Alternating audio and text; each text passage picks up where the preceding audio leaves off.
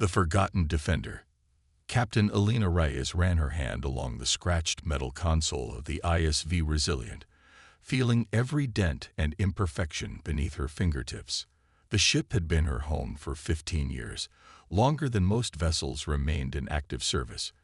At 38 years old, the Resilient was considered ancient by fleet standards, a relic scheduled for decommissioning at the end of this patrol cycle. "Captain, incoming transmission from Fleet Command," announced Lieutenant Kira Chen, her communications officer. Even the comm system crackled with static, another reminder of the ship's age. "Put it through," Elena replied, straightening her weathered uniform jacket. The main screen flickered twice before Admiral Hawthorne's stern face appeared. "Captain Reyes," he began without preamble, "your patrol route is being adjusted. We need you to investigate an anomalous signal near the Cygnus boundary." Elena raised an eyebrow. "The Cygnus boundary? That's well beyond our usual patrol sector. All our Horizon-class ships are engaged in war games near Jupiter. The Resilient is the only vessel available." The way he said "available" made it clear he meant expendable. "We'll set course immediately, sir." "Good. And Reyes, try not to fall apart on the way there." The transmission cut before she could respond. Behind her, Commander Jackson Davis, her executive officer, gave a derisive snort. Such a charmer. Elena turned to her XO. He was too talented to be trapped on an outdated patrol vessel, but an argument with an admiral's son had ended his promising career on newer ships. "Set course for the Cygnus boundary. Maximum sustainable speed." "Maximum sustainable." Jackson raised an eyebrow. "That's generous. Should I warn engineering we're attempting more than half power?" "Just do it, Jackson," Elena said with a hint of a smile. As Jackson turned to the navigation station, Elena surveyed her bridge. The Resilient was a patchwork of old and older technology. While modern ships boasted neural interfaces and holographic control systems, the Resilient still used physical displays and manual inputs. Where newer vessels had energy shields, the Resilient relied on thick armor plating. Fleet Command called it obsolete. Elena called it reliable. The turbolift doors opened with a hiss that suggested they needed oiling. Chief Engineer Maya Torres entered, her hands stained with engine grease. "I hear we're heading to the Cygnus boundary," she said, her voice carrying the distinct accent of the Mars colonies. "Any chance we'll get some action? These engines need a good run." Elena shook her head. "Just a routine signal check. Probably some mining operation with faulty equipment." "Shame," said Maya disappointedly. "The old girl needs to stretch her legs sometimes." The old girl was what Maya called the ship's massive fusion engines, technology replaced by quantum drives on newer ships. The Resilient's engines were louder, less efficient, and required constant maintenance, but they were also nearly impossible to disable with standard electronic warfare. "Course plotted," Commander Davis announced from the navigation station. "Estimated travel time is 72 hours at full sustainable speed." Elena settled into her captain's chair, which creaked under her weight, another small reminder of the ship's age. As the engines of the Resilient hummed to life, Elena felt the familiar vibration through the deck plates. Modern ships were quiet and smooth. The Resilient announced her movements like an old woman complaining about her joints. Dinner in the officers' mess was a quiet affair. Elena sat with Davis, Torres, and Dr. Sanjay Patel, the ship's science officer, picking at standard fleet rations that tasted like cardboard with salt. "So, another milk run," Sanjay said, breaking the silence. "Check a signal. File a report. Back to patrol." Davis nodded.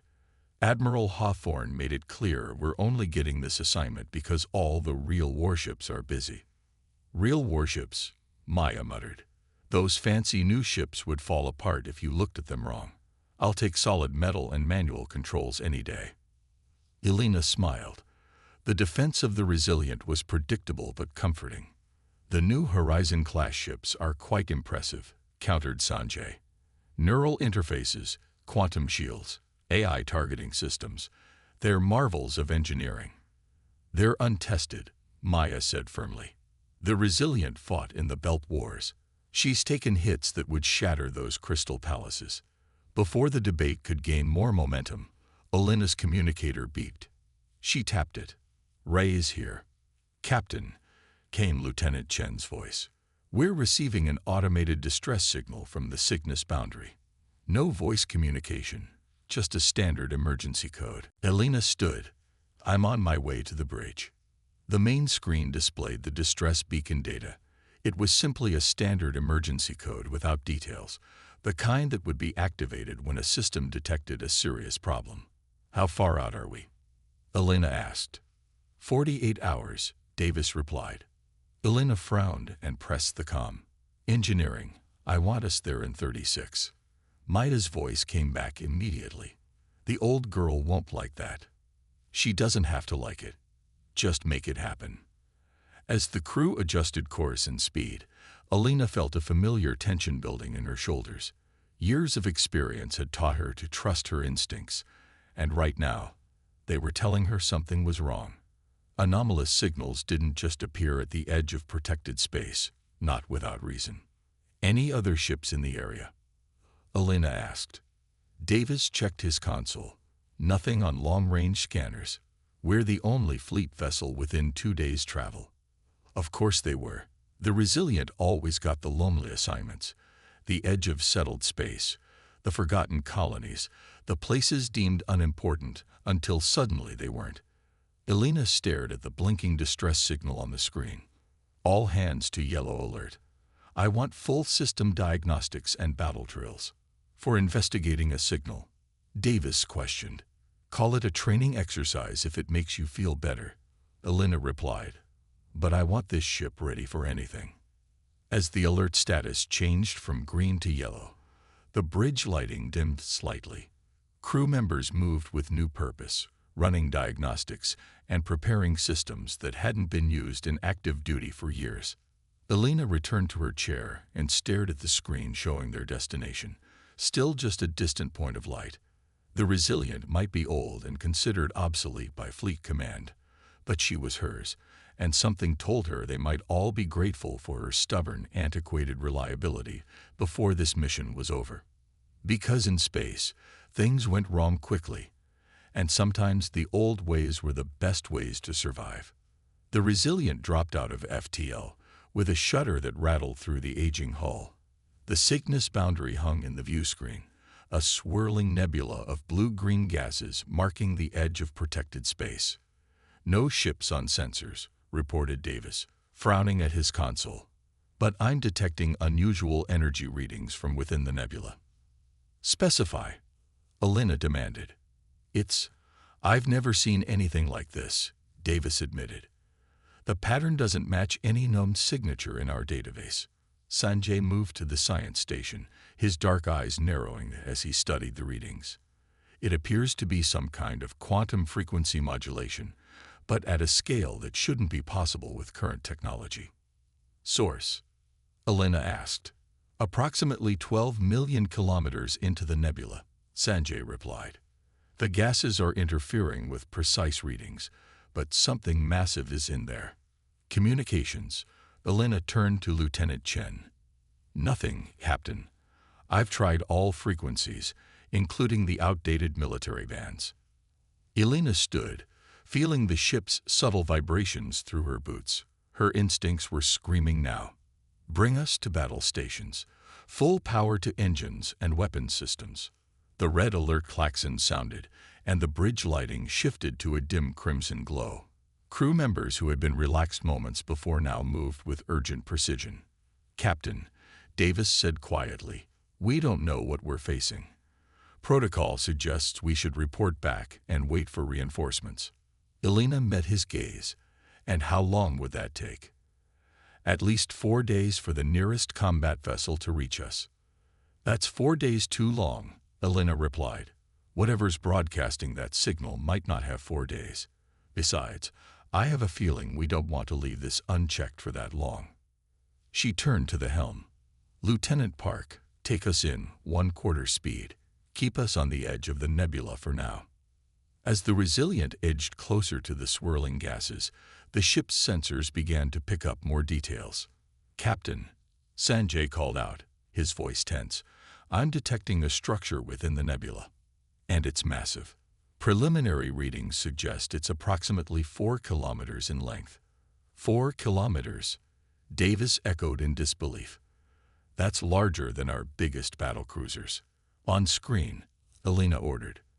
The main view screen adjusted, filtering out the gases to reveal a shadow within. A vast, angular shape that seemed to absorb light rather than reflect it. It was unlike any ship or station Alina had ever seen, with a geometric precision that seemed somehow wrong to human eyes. "What the hell is that?" whispered Chen. Before anyone could respond, Sanjay's console erupted with alerts. "Captain, it's scanning us." The energy signature just spiked. The ship rocked violently as something struck it from behind. Alina was thrown against her console before she could grab hold. "Report," she shouted as she pulled herself back to her feet. "We've been hit," Davis called out. "Some kind of energy weapon. But it came from behind us." "That's impossible," Alina said. "There was nothing there."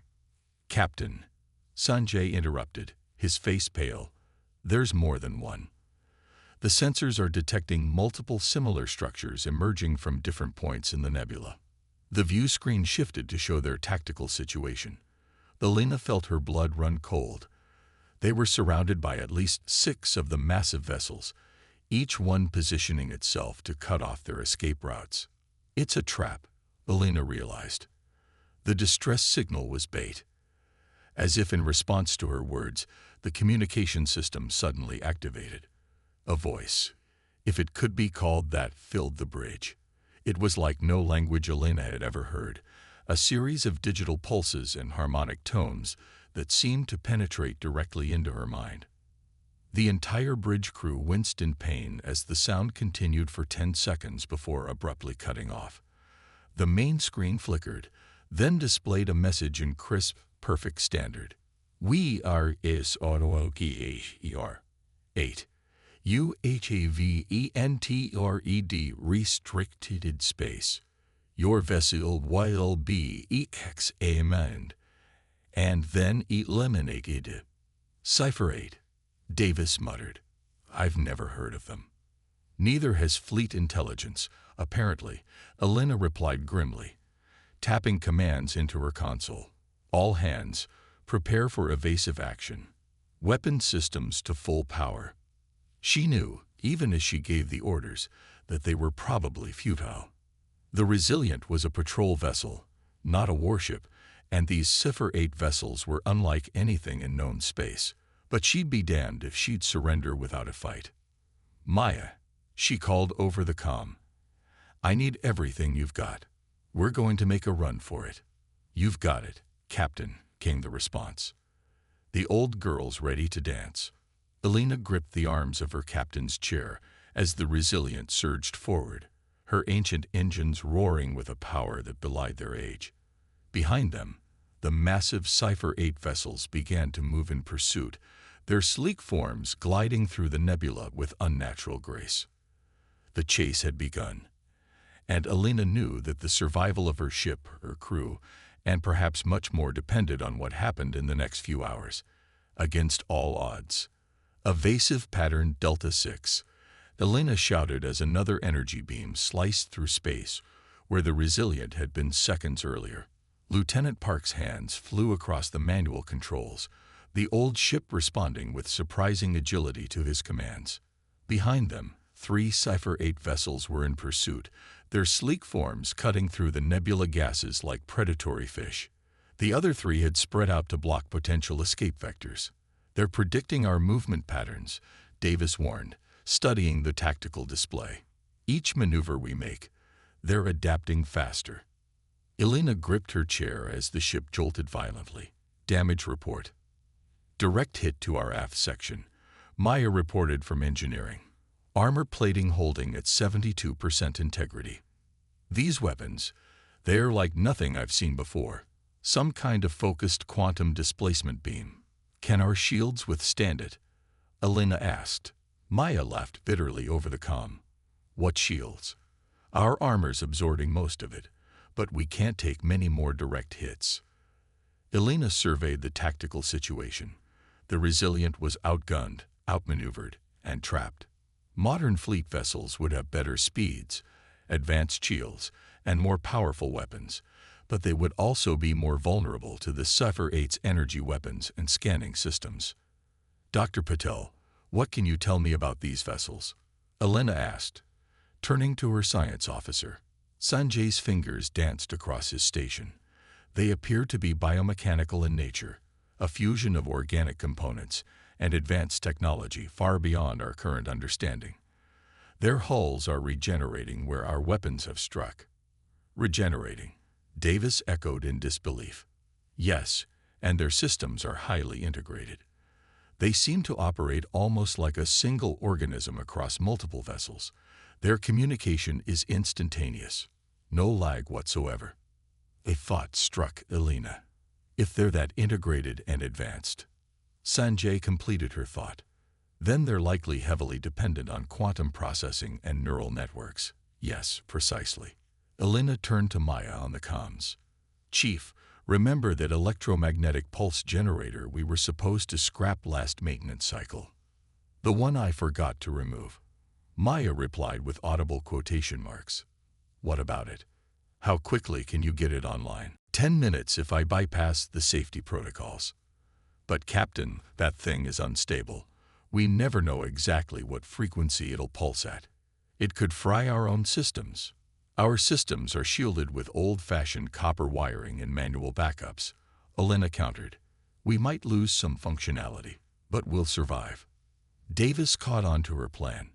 But these Sypher-8 ships, with their integrated quantum systems, might be vulnerable in ways modern ships wouldn't be.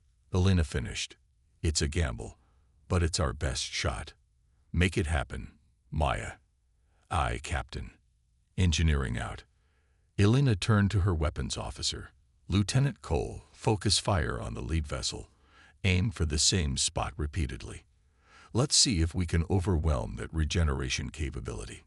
Targeting their forward section, Cole confirmed, his fingers steady on the manual targeting controls. Another obsolete feature that was now potentially saving their lives. The Resilient shuddered as its railguns opened fire, the kinetic projectiles striking the lead Sypher-8 vessel in a precise pattern. On screen, the impacts created momentary distortions in the alien ship's hull before the material seemed to flow back into place. It's working, Sanjay exclaimed. The regeneration rate is slowing with each impact. They can't sustain indefinite repairs. Captain, they're changing formation, Davis warned. 2 vessels breaking off to flank us. Another hit rocked the ship, throwing crew members against their stations. A panel exploded near the environmental controls, sending sparks cascading across the bridge. Hull breach on Deck C, Chen reported. Emergency bulkheads engage. Elena activated the shipwide comm. All hands, prepare for emergency maneuvers. Brace for EMP activation in 7 minutes. She turned to Davis. If we're doing this, we need to get closer. The pulse will dissipate with distance. Closer? Davis questioned. Captain, that puts us directly in their firing lines. I know, Elena said grimly. But the closer we are, the more effective the pulse will be. Lieutenant Park, set course directly toward the lead vessel, full speed. Park hesitated for only a second before executing the command. The Resilient lurched forward, its engines pushing beyond recommended limits as it charged toward the massive Sypher-8 ship. They're targeting us with multiple weapons, Cole reported tensely. Impact in 5 seconds. All power to forward thrusters on my mark, Elena ordered. 3, 2, 1, mark. The Resilient abruptly pitched upward, the energy beams from the Sypher-8 vessels missing their mark by meters. The maneuver brought them into a spiraling trajectory that would take them directly past the lead ship. 4 minutes to EMP readiness, Maya reported from engineering, her voice trained over the sound of emergency alarms. They're surrounding us, Davis warned. 6 ships, converging pattern.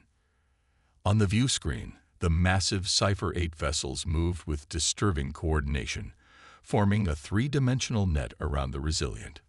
Resistance is inefficient.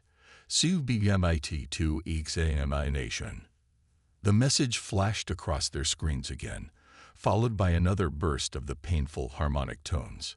"They're trying to access our computer systems," Sanjay reported, fingers flying across his controls. "Some kind of quantum-based intrusion. Our systems are too old to interface with their protocols. They can't get in." Elena allowed herself a grim smile. Sometimes being outdated has its advantages. Status on weapons. Railguns at 64% capacity, Cole reported. Missile tubes 1 through 4 are still operational. Target their weapons emplacements with the railguns, Elena ordered. Prepare missiles for proximity detonation. We'll use them as a distraction when the EMP is ready. The ship rocked again as another energy beam struck their port side. The lights flickered momentarily before the backup systems engage. Armor integrity down to 47%, Maya reported. "We can't take much more of this, Captain." 2 minutes to EMP readiness, Sanjay announced. Elena studied the tactical display. The Sypher-8 ships had nearly completed their encirclement. Once they were fully surrounded, the Resilient would have no escape vector. "Lieutenant Park, prepare for emergency FTL jump," she ordered. Davis looked at her in alarm. "Captain, we can't jump safely this close to other vessels." "We're not going to jump," Elena clarified. "But I want the FTL drive spooled up to full power. When Maya activates the EMP, I want you to channel all that energy into the navigational deflector." Understanding dawned on Davis's face. "You're going to use the deflector as a waveguide for the EMP." "Exactly. It should focus the pulse and extend its range." "That's brilliant," Sanjay said, "and completely against all safety protocols." "Safety protocols are for ships that aren't fighting for their lives," Elena replied. "Maya, status, EMP generator ready in 60 seconds, came the response. "But Captain, channeling it through the deflector could cause a feedback loop in our power systems. Can you prevent that?" A pause. "Maybe. If I reroute through the secondary coolant systems and isolate the main power conduits." "Do it." The next minute passed with excruciating slowness.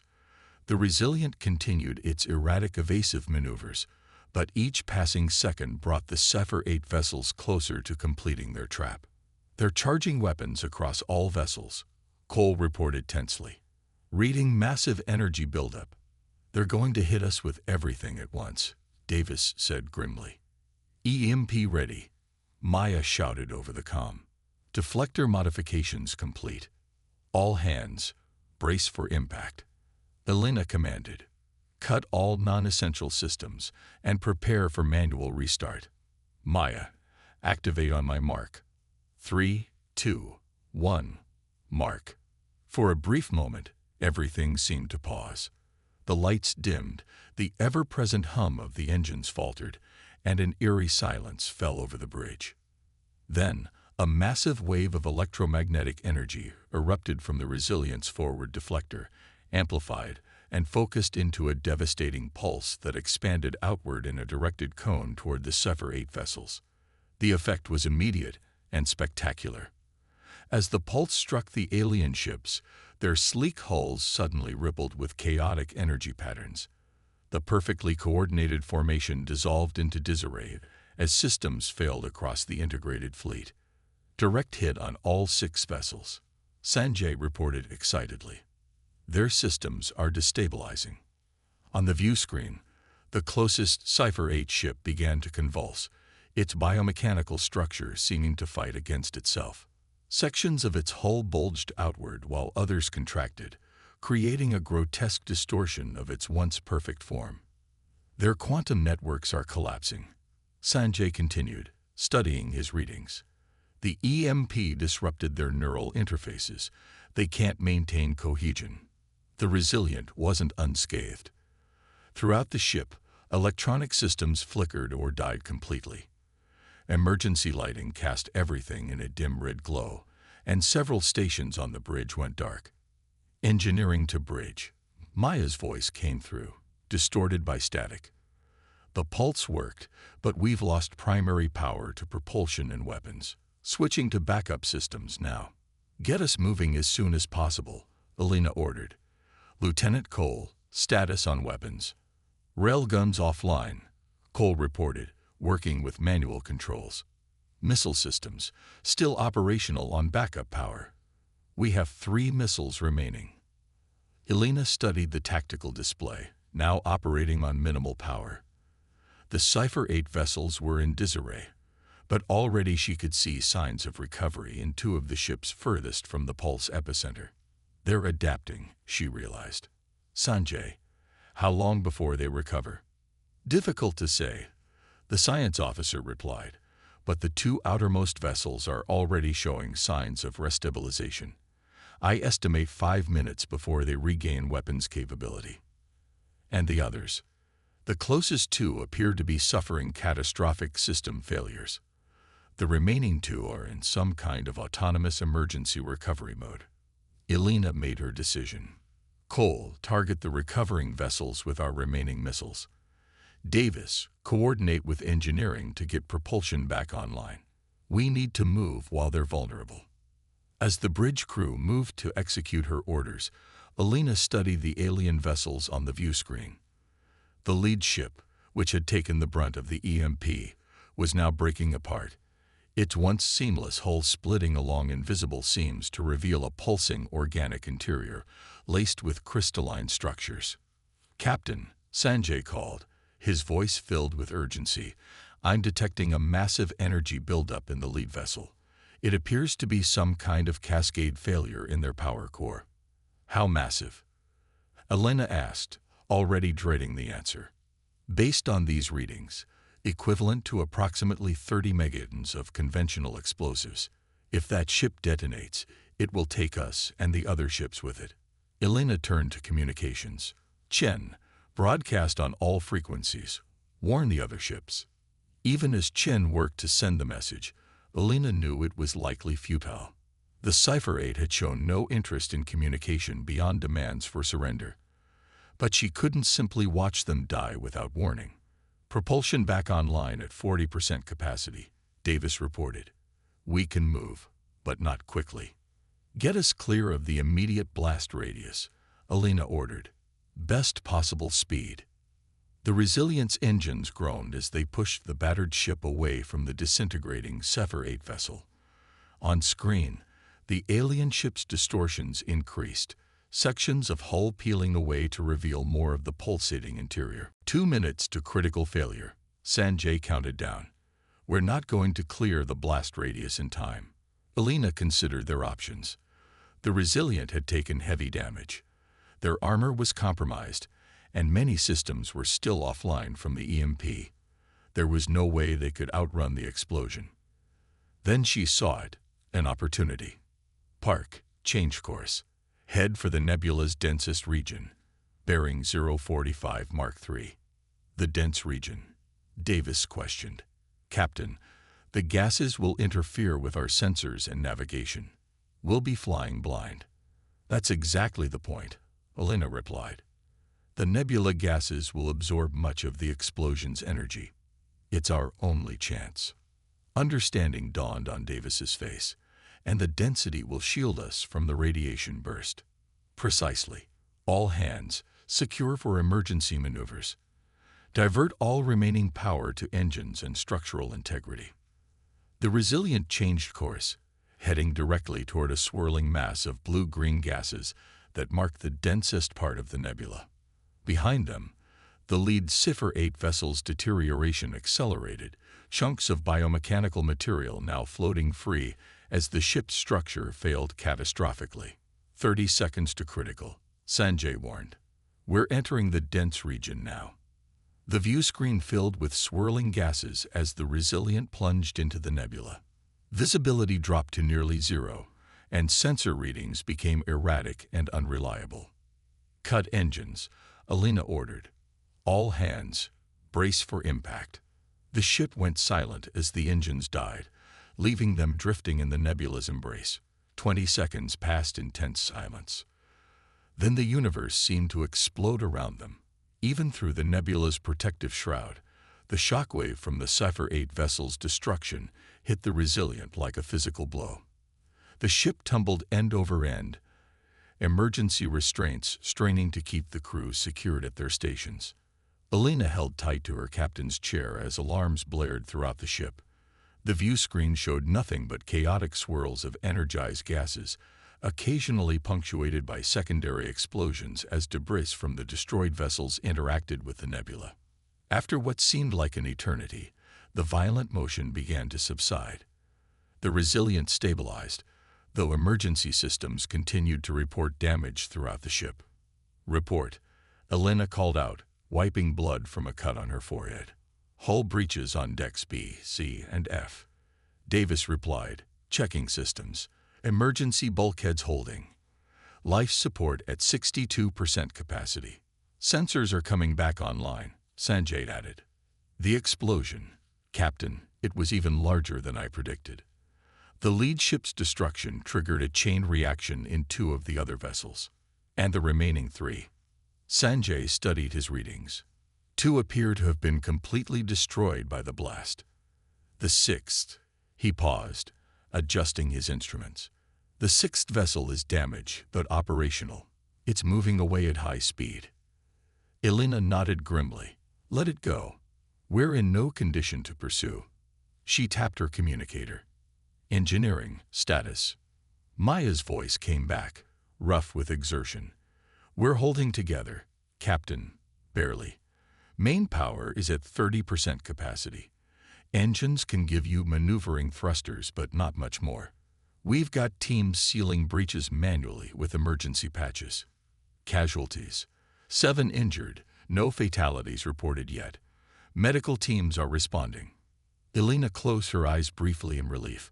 When she opened them, she found her bridge crew looking to her for direction. "Set course for the edge of the nebula. Maneuvering thrusters only," she ordered. "Chen, prepare a priority transmission to Fleet Command. Include all sensor data we collected on the Sypher-8." As the crew moved to execute her orders, Davis approached her chair. "That was unconventional tactics, Captain," he said quietly. Alina offered a tired smile. "Unconventional ships call for unconventional thinking, Commander. Sometimes being outdated isn't such a bad thing." "The EMP would never have worked on a modern vessel," Davis acknowledged. "Our manual backups, physical controls, copper wiring, all the things Fleet Command considers obsolete saved us today. Along with a crew that knows how to use them," Alina added. "Technology is only as good as the people operating it." 3 weeks later, Alina stood in Admiral Hawthorne's office at Fleet Headquarters, her dress uniform uncomfortable after months in her worn captain's garb. The Resilient had limped back to Earth under its own power, against all expectations. "The analysis of your sensor data confirms it," Hawthorne said, looking unusually grave. "These Sypher-8 represent a previously unknown species with technology far beyond anything we've encountered. The fact that you not only survived an encounter but managed to destroy 5 of their vessels is remarkable." "My crew deserves all the credit, Admiral," Alina replied. "They performed above and beyond." "Yes, well." Hawthorne cleared his throat. "Fleet Command has reviewed your after-action report. Your creative use of outdated systems has prompted a reassessment of our vessel retirement protocols." Alina raised an eyebrow, but said nothing. "The Resilient was scheduled for decommissioning next month," Hawthorne continued. "That order has been rescinded. Instead, you'll be receiving a complete refit, keeping many of your current systems intact but upgrading structural components and life support." "Sir," Alina couldn't hide her surprise. "It seems there's value in maintaining some diversity in our fleet composition," Hawthorne admitted grudgingly. "Not every ship needs to be a Horizon-class marvel with the latest quantum tech. Sometimes, as you've proven, older methods have unexpected advantages. And my crew will remain under your command with appropriate commendations. Commander Davis is being offered promotion, but he's already declined. Says he prefers to stay as your XO. Elena smiled. He's a good officer. You'll also be receiving new orders, Hawthorne continued. The surviving Sypher-8 vessel retreated toward unexplored space beyond the Cygnus boundary. Once your refit is complete, the Resilient will leave a small task force to establish monitoring stations along the boundary. We need to be prepared if they return in greater numbers. We'll be ready, sir. As Elena left headquarters, she paused to look up at the shipyards in orbit. Among the sleek, modern vessels being constructed, she could just make out the familiar silhouette of the Resilient, scaffolding surrounding its battle-scarred hull. The old ship had proven its worth when it mattered most, not despite its outdated systems, but because of them. In a galaxy full of advancing technology and unknown threats, there was still a place for proven reliability and the wisdom of experience. Elena smiled to herself. The Resilient would fly again, and whatever came from beyond the boundary would find that humanity's defense wasn't limited to its newest technology, but to the ingenuity and determination of those who operated it. Sometimes the oldest tools were the best ones for the job, and sometimes the ship they called Obsolete was exactly what was needed to save them all.